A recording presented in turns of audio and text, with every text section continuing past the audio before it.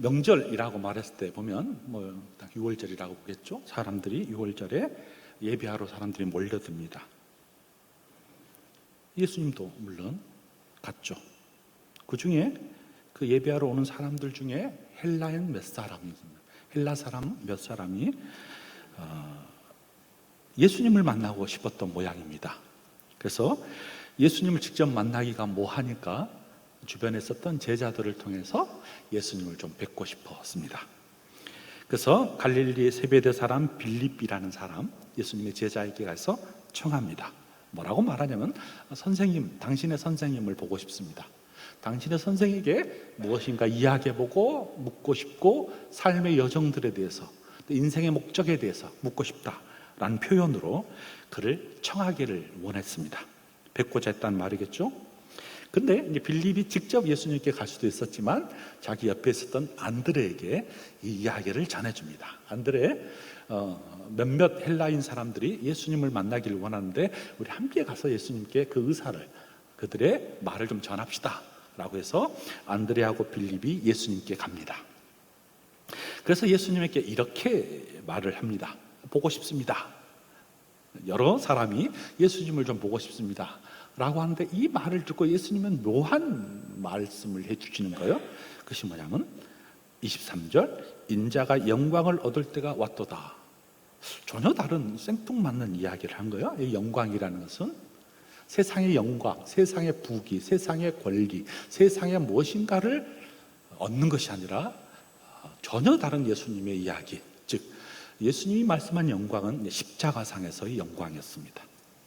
그러면서 뭐라고 예수님께서 말씀해 주시냐면, 내가 진실로 진실로 정말 너에게 말한다는 말이겠죠. 한 알의 밀이 땅에 떨어져 죽지 아니하면 한 알 그대로 있고 죽으면 많은 열매를 맺는다라는 묘한 이야기를 비유적으로 설명해 주었습니다. 한 알의 밀이 땅에 떨어져 죽지 않으면 그대로 있는데 죽어야 열매를 맺는다는, 죽어야 열매를 맺는다는, 예수님이 결국은 죽어야, 십자가에서 죽으셔야 너희들을 대속한다는 말을 비유적으로 설명해 주었습니다. 무슨 말인지 못 알아듣죠. 그러면서 이렇게 이야기하는 거예요. 사람이 나를 섬기려면 나를 따라오고, 왜냐하면 나 있는 곳에서 나를 섬기는 자가 있으며 사람이 나를 섬겨야 내 아버지께서 그를 귀히 여긴다라고 말하는, 섬김이라는 말, 한 알의 밀이 땅에 떨어져 죽어야 한다는 말을 말씀해 주었습니다. 제가 이렇게 거창하게 이야기한 것은 한 사람을 소개하고 싶어서 제가 이런 이야기합니다. 예수님께서 하셨던 그 말씀을 기독교 역사에서는 수많은 사람들이 이 말씀, 한 알의 밀이 떨어져 죽어야 생명을 얻는다, 생명이 죽어야 생명을 낳는다라는 이 말씀, 이 말씀을 생각해 보면 여러 사람들이 생각이 납니다. 그 중에 제가 소개해 주고 싶은 사람입니다. 로버트 토마스라는 사람입니다. 이 토마스라는 사람은 한국 기독교 교회 역사에 보면 매우 중요한 인물로 소개를 합니다. 저도 MDV 목회학 석사할 때 이 토마스에 대한 이야기를 좀 들었고, 또 목사님들의 설교 중에서도 종종 가끔씩 듣기도 했습니다. 토마스라는 사람이 저 머릿속에 딱 스쳤고, 제가 이번에 영국 웨일즈에 가면서 그 토마스 선교사의 사역지를 꼭 가고 싶었습니다. 그래서 일정을 마련해서 이 토마스 선교사가 사역한 것이 아닙니다. 토마스 선교사의 아버님이 사역했던 그 교회에서 주일학교 생활했던 분이 이 토마스예요. 이 주일학교 생활하면서 이 토마스가 무슨 마음을 먹냐면 선교사가 되겠다라고 마음을 먹고 그 선교사의 행보를 해갑니다. 자, PPT 좀 들어주시렵니까? 자, 그래서 이제 토마스, 최초의 선교사라는 이야기입니다.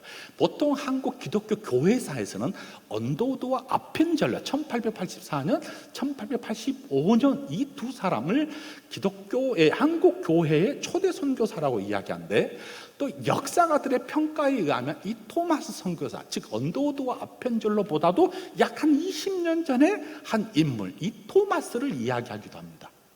이 사람은 조선에서 본격적으로 사역한 사람은 아닙니다. 언더우드나 아펜젤러처럼. 그러나 기독교의 교회사에서 매우 중요한 인물인 것은 사실입니다.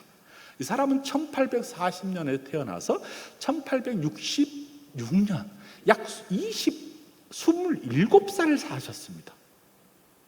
20대 젊은 나이에 조선에 등장하고, 조선에 등장하자마자, 조선에 발을 내딛자마자 순교를 합니다. 자, 이 사람의 이야기를 좀 해보고 싶습니다. 이 사람은 웨일즈에 있는 라마다라고 하는 곳에서 회중교회 목사를 하고 있었던 그의 아버님이 목사였습니다. 이 아버님의 목회의 자녀로서 태어났습니다. 그랬으니까 얼마나 어렸을 때부터 잘 이렇게 양육을 받았겠어요? 그러면서 주일 학교를 다니면서 선교사가 되겠다고 마음먹습니다. 이때 18세기, 19세기면 특히 영국이 많은 부흥운동이 일어날 때입니다. 그래서 젊은 아이들이 부흥운동을 경험하면서 선교사를 많이 자원해서 선교사를 갑니다. 그 일종의 토마스도 손을 들고 선교사로 가겠다고 마음먹습니다. 그런데 당시 대부분의 사람들은 대서양을 지나면 미국이 있기 때문에 많은 사람들이 미국으로 선교를 가는 것이 대부분의 일이었습니다. 그런데 이 사람은 조금 더 못 산 곳, 조금 더 낯선 곳, 조금 더 험하게 산 곳으로 가고 싶은 열망이 좀 있었던 것 같습니다. 그래서 20살이 되면서 대학을 공부하고 그다음 신학을 공부하면서 1863년에 안수를 딱 받고 선교사로 가겠다고 딱 넣었습니다. 이 사람의 마음속에서는 우선 중국이 좀 마음에 품었던 것 같습니다. 중국이라는 낯선 곳에 가서 복음을 전하는 것이 하나님의 뜻이다, 하나의 미랄이 되는 것이다 라고 생각하면서 중국에 있는 특별히 상해로 발걸음을 옮깁니다. 근데 결혼을 해서 선교사로 갔습니다. 그 부인이 캐롤라인이라는 사람, 여인이었습니다. 참 어려운 중에 하나가 뭐냐면 같이 부인도 설득하면서 선교사로 갔는데 도착하자마자 약 4개월이 지나면서 이 부인이 기후에 맞지 않는 풍토병으로 죽습니다. 딱 4개월, 상해에서 도착한 지 4개월 만에 자기 부인이 죽습니다. 그리고 죽은 다음에 자기의 선교 보고를 쓰면서 뭐라고 선교 보고서를 쓰냐면, 내가 죄를 지은 것도 아니고 선교하러 왔는데 하나님 왜 내 아내를 이곳에서 죽게 합니까? 라고 하는 처절한 보고서를 본국에 쓸 정도로 아내의 죽음에 엄청나게 타격을 받습니다. 이후에 그가 잠깐 중국 선교를 하려고 했었으나 중국 선교가 마땅치 않고 약간 트러블이 생기면서 어떤 일을 경험하냐면, 그 당시에 중국이 제일 험한 곳이라고 생각했는데 중국보다 더 험한 곳이 있다는 사실을 이야기를 듣습니다. 그것이 스코틀랜드 성소교회에 속해 있었던 사람들 중에서 조선의 천주교 박해를 피해서 목선을 타고 온 2명의 조선인을 만나는데, 그 조선인을 만난 중에 그 윌리엄스라는 사람이 만나고 같이 만나면서 조선의 상황을 쭉 듣게 됩니다. 조선이 얼마만큼 어려운지, 얼마만큼 험한지, 그리고 천주교 박해로 인하여서 얼마나 많은 사람이 죽었는지를 딱 듣는 순간 이 말을 들으면서 이 사람에게 가슴 속에 묻어뒀던 열망이 생깁니다.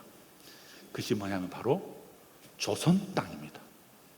조선 땅에 그리스도인이 없단 말을 들으면서 조선을 향한 뜨거운 불이 그의 마음속에 확 타오르기 시작합니다. 저기서 가야겠다, 저곳을 가야 되겠다 라고 마음을 먹고 조선을 어떻게 하면 갈 것인가를 모색합니다. 그러고 난 다음에 1865년 그해 9월 달에 배를 마련해서 조선의 첫 번째 조선을 한번 방문해 보고 싶은 마음이 생겨서 배를 타고 목선을 타고 상해에서 수도권에 있는 개성 중심으로 해서 이쪽으로 좀 수도권으로 한번 가보자라고 마음을 먹고 갑니다. 그러던 중에 딱 정착한 곳이 있었는데 황해도로 먼저 정착을 했다고 합니다. 아마도 사람들 추측은 백령도가 아닌가라는 추측을 합니다.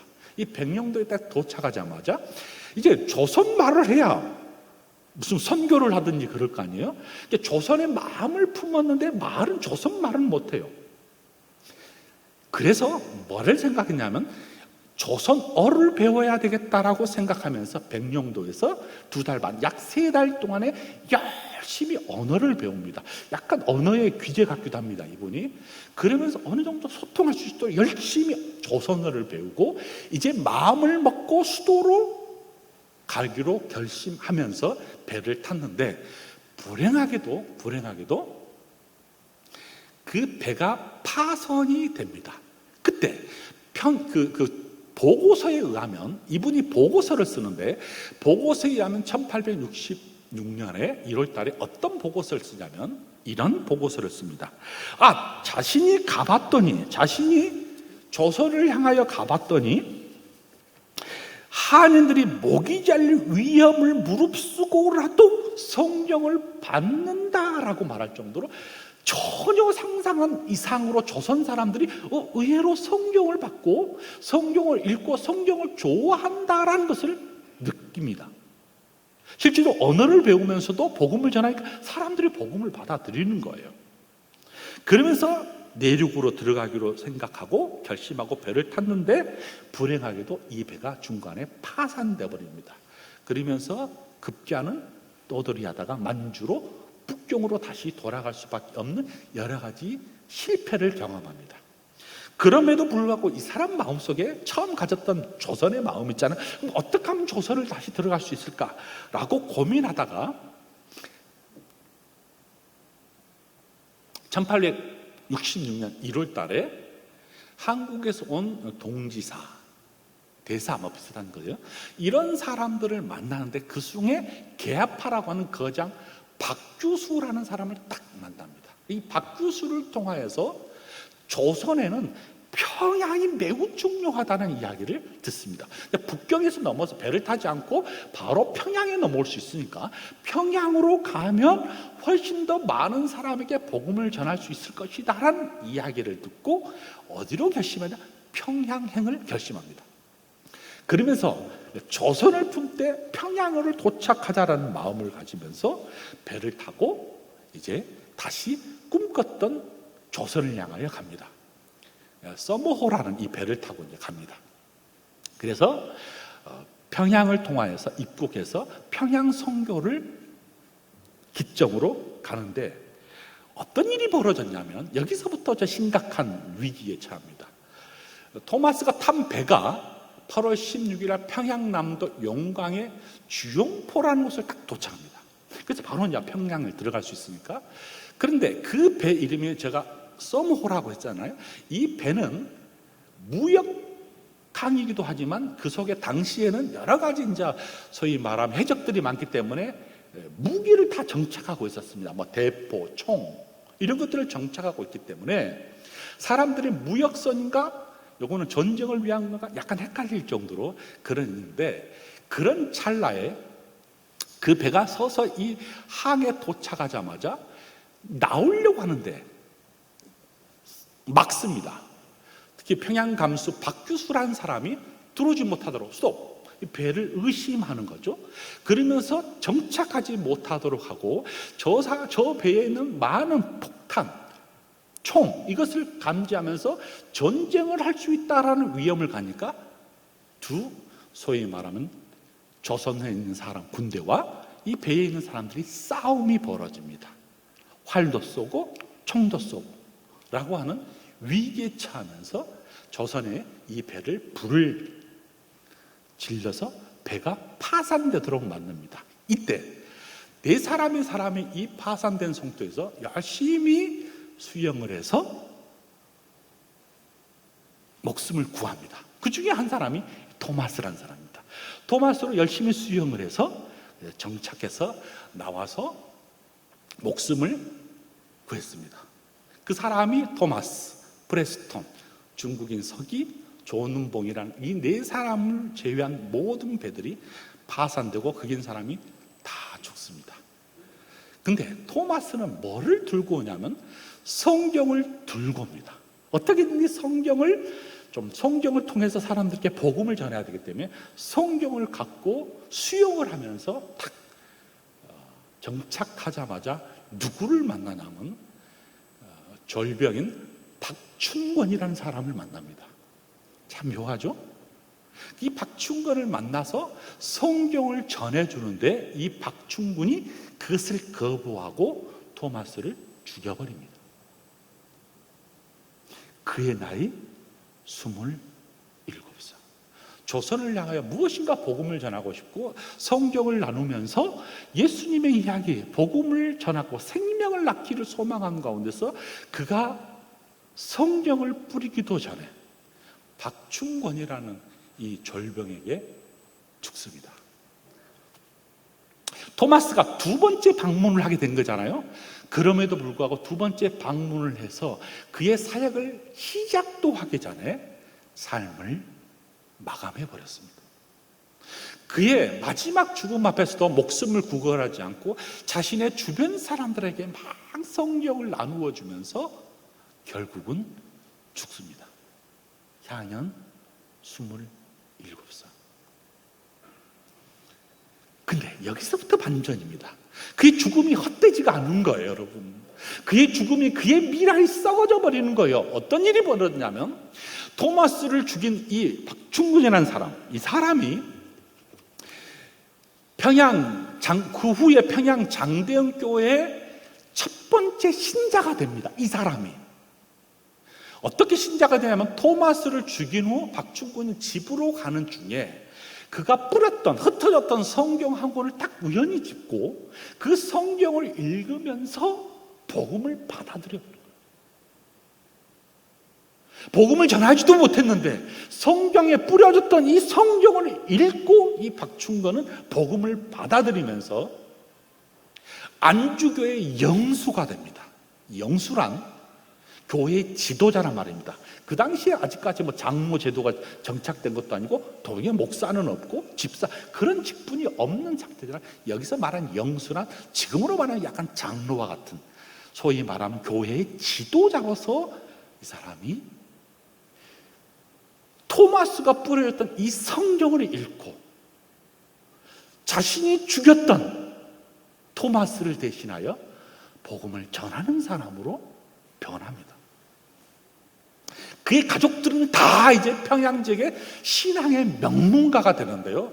그 명문가 중에서 조카 이영태라는 사람인데 이 조카가 복음을 받아들이고 평양 숭실전문학교를 졸업하면서 이후 한국어 성경 번역의 주역인 테일 놀즈라 같은 이 놀즈라는 사람을 도와서 성경 번역에 참여합니다. 여러분, 한 사람이 미랄이 돼서 땅에 썩어져 죽었더니 한 열매를 맺고 그 열매가 또 다른 열매를 맺는 계기를 마련했습니다. 그래서 역사가들은 이 토마스가 성경을 뿌리는 이 유일한 성경을 나눠줬던 이 성경이 한국 기독교에 엄청난 씨앗이 되고 초석이 된다는 사실을 보게 됩니다. 또 한 예화가 있어요. 또 한 예화는 뭐냐면 그가 배에서 내려서 죽었다 그랬잖아요.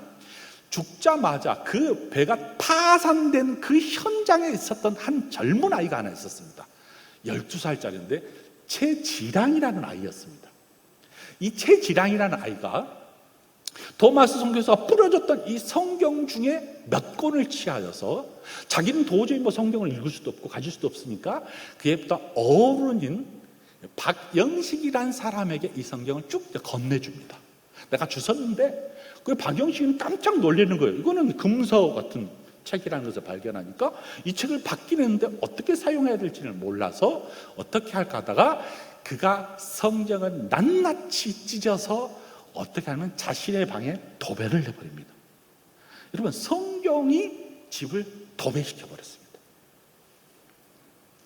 그런데 어떤 일이 벌어지냐면 최지랑이 후에 기독교인이 되면서 그의 박영식의 집에 딱 들어가 보니까 자기가 전해줬던 이 성경이 그 사람 박영식 집에 온 천지 벽에 벽보로 붙여 있다는 사실을 딱 확인합니다. 그러면서 무슨 일이 벌어진 줄 아십니까?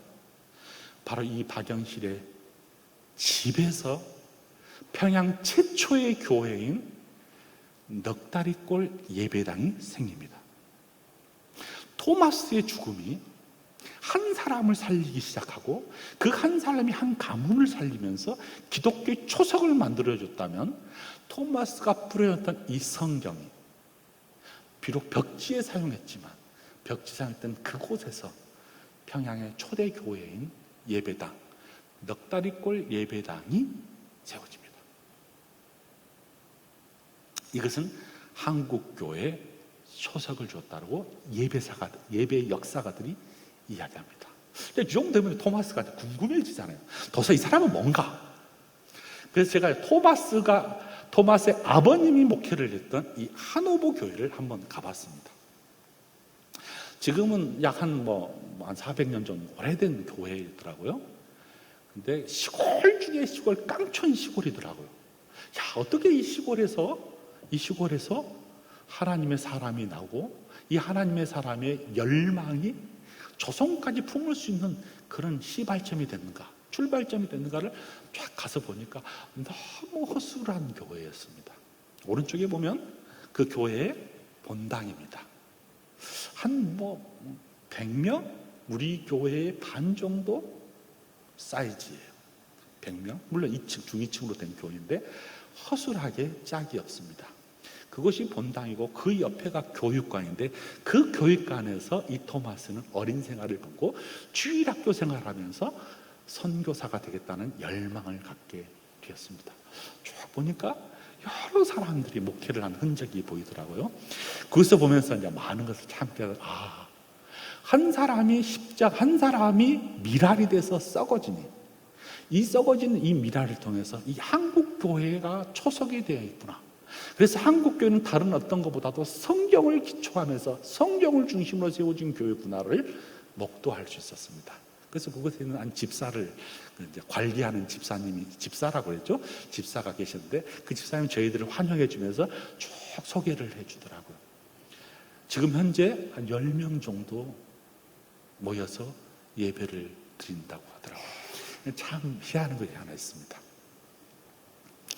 왼쪽편이 교육관에 있는 그 토마스 선교사의 계보 사진을 제가 찍어놓고, 오른쪽에는 그 교회 입구에서 제가 찍은 사진입니다.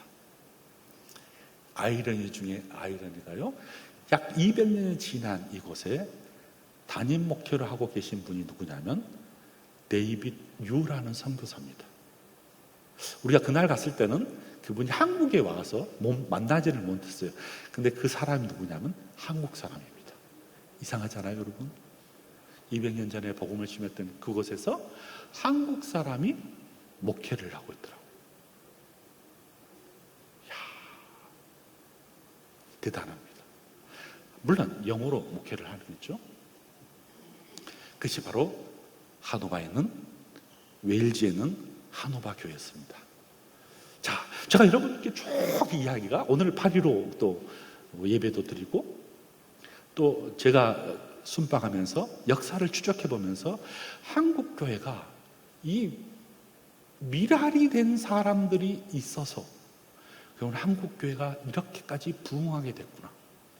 우리의 잘남, 우리의 똑똑함이 아니라 한 사람이 또 한 사람을 낳고 한 사람이 또 한 사람을 낳고, 이 20대 청년이 오자마자 아내가 죽고 오자마자 조선 땅에 발을 디딛기도 전에 목숨을 앗아갔고 목숨을 빼앗겼던 이 청년의 죽음이 바로 한국교회에 성경을 뿌리는 계기가 되고, 직감적으로 그를 만났던, 그의 감동을 받았던 사람들이 교회의 영수가 되고 교회의 성경을 번역한 사람이 되고, 또 평양 교회를 세우는 여러 가지 조석들이 감당하게 됐다는 사실을 발견하게 됐습니다. 사랑하는 여러분, 우리는 이 한 사람의 죽음의 씨앗으로 말미암아, 그의 죽음의 생명으로 말미암아 복음을 받게 된 우리가 됩니다. 궁극적으로 예수님의 십자가상에서 죽은 그 주님의 미랄이 땅에 떨어져 썩어져서 초대교회를 만들어내고 중세교회를 만들어내고 종교개혁을 만들어내고 다시 근현대사를 만들면서 오늘 이 땅 한국에까지 생명을 전해졌습니다. 그러면 우리가 이제 어떤 일을 해야 되냐면 결국은 우리가 또 다음 세대를 위해서 복음을 전해야 될 책무가 있다고 생각합니다. 사랑하는 여러분, 우리가 귀하게 받았던 이 복음이 우리 당대에서 끊긴 것이 아니라 지속해서 연계될 뿐만 아니라 이름도 없이 빛도 없이 지금도 선교 사역을 하고 있는 수많은 선교사들을 위해서 여러분 기도하고 계신 것 압니다. 더 많이 기도해 줬으면 좋겠다는 생각이 듭니다. 영적 부흥은 하나의 미랄로부터 시작되지 않아요? 이 미랄이 저와 여러분이 되기를 소망하고요, 하나의 미랄로 말미암아 생명이 바뀌어지고 교회가 바뀌어지고 지역이 바뀌어지고 이 온 세상이 변화됐습니다. 그 출발이 예수 그리스도고, 그리고 예수 그리스도의 섬김을 따랐던 수많은 사람들의 죽음의 그 흔적들이 우리 강성교회를 다시 또 세웠고, 이 강성교회를 통해서 또 다른 수많은 생명이 전달되게 되기를 주님의 이름으로 축복합니다. 아멘. 우리 같이 이 오늘 말씀을 통해서 나눴던 그 가사로 되어 있는 찬양이 있습니다. 이 찬양을 좀 같이 불러보기를 원하는데요, 미랄이라는 찬양인데 아신 분들은 알고 혹시 모르신 분도 있습니다만은 같이 부르면 뭐 금방 따라 부를 수 있습니다. 세상을 구원하기 위해서 흘려야 할 피가 필요한다면, 죄인을 대신하여 위해 희생의 제물 필요하다면 내 생명 제단 위에 드리고 주 영광 위에 사용하여 주시옵소서. 생명이 또 다른 생명을 낳고 주님 볼 수 있다면 나의 삶과 죽음도 아낌없이 드리니 죽어야 다시 사는 주의 말씀을 믿으며 하늘의 미랄되어 썩어지리니 예수님처럼 살고 싶습니다 라는 가사입니다.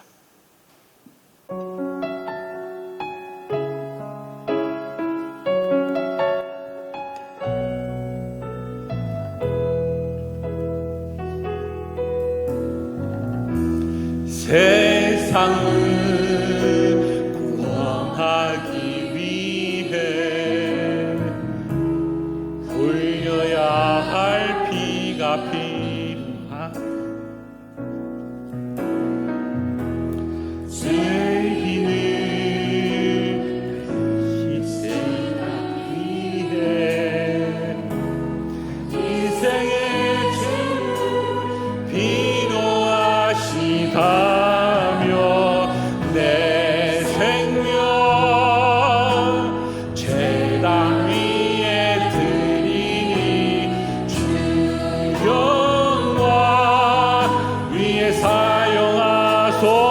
다시 합시다. 처음부터. 세상을 구원하기 위해 흘려야 할 피가 필요하다면 죄인을 대신하기 위해 희생의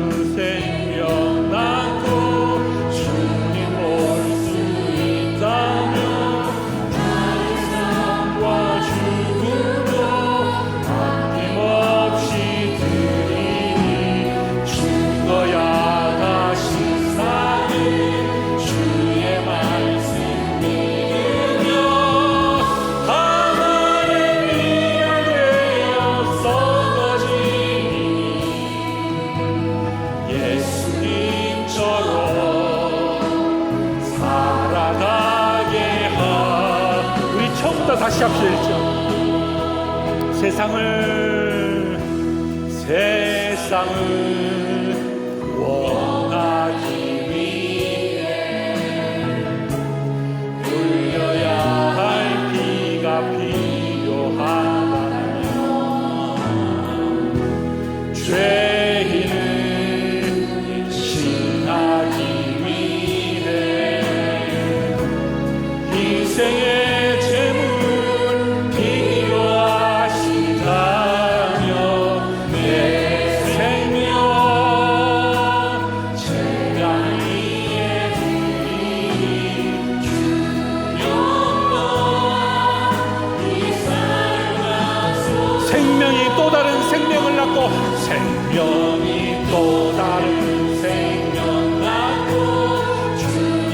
볼 수 있다면 나의 삶과 죽음도 아낌없이 드리니 죽어야 다시 사는 주의 말씀 믿으며 하나님의 되어 썩어지리니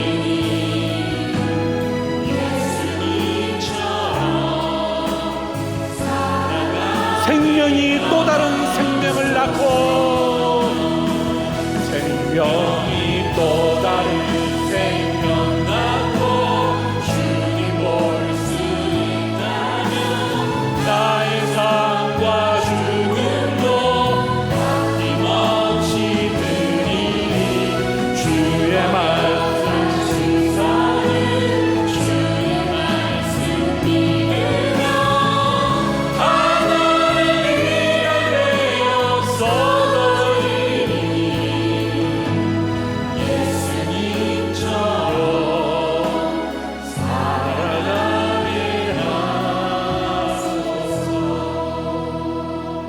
세상이 구원하기 위해 흘려야 할 피가 필요하다면, 죄인을 대신하기 위해 희생의 제물 필요하시다면 내 생명 제단 위에 드리니 주 영광 위에 사용하소서. 생명이 또 다른 생명을 낳고 주님 볼 수 있다면 나의 삶과 죽음도 아낌없이 드리니 죽어야 다시 사는 주의 말씀 믿으며 한 알의 밀알되어 썩어지리니 예수님처럼 살고 싶습니다. 우리 다 같이 일어나셔서 이 찬양 다시 한번 부르도록 하겠습니다.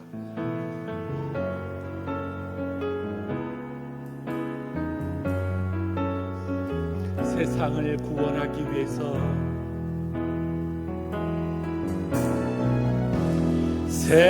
세상을 구원하기 위해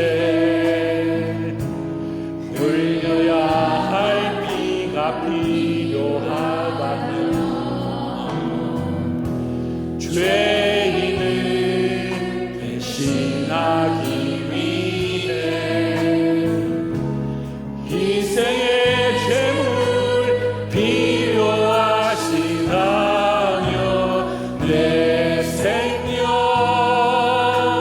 제단 위에 드리니 주 영광 위에 사용하소서.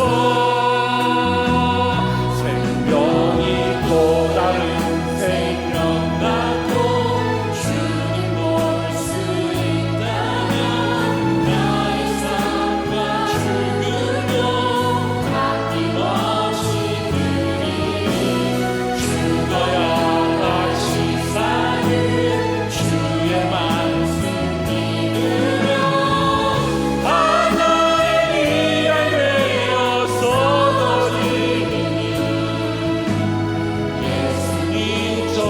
예수님처럼 살아가 생명이 또 다른 생명을 낳기 위해서 생명이 또 다른 생명 낳고 주님 볼 수 있다면 나의 삶과 죽음도 아낌없이 드리니 죽어야 다시 사는 주의 말씀 믿으며 하나님의 되어 쏟아지니